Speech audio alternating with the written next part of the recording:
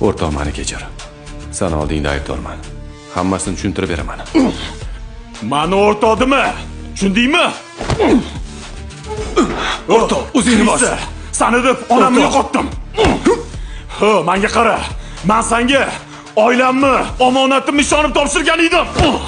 Seni o'ldiraman. Aka, to'xtang.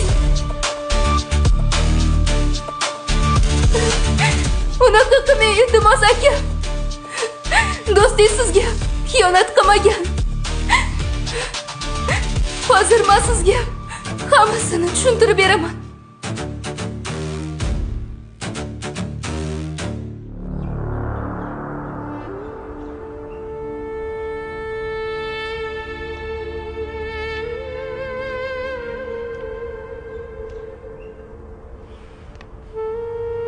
Siz bu yerda nima qilyapsiz?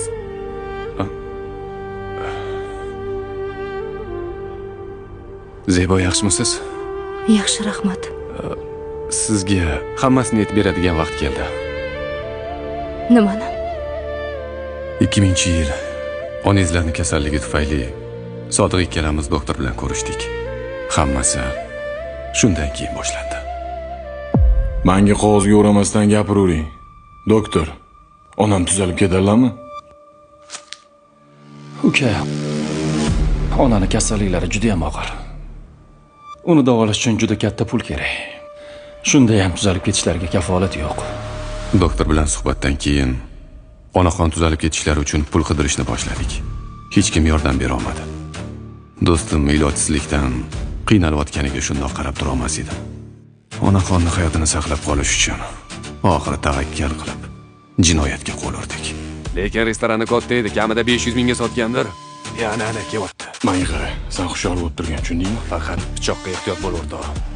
Bo'cha, ertaga gref dodasi mendan. Davay, o'rtoq, tezlash. Ovozingni chiqarma, o'ldiraman.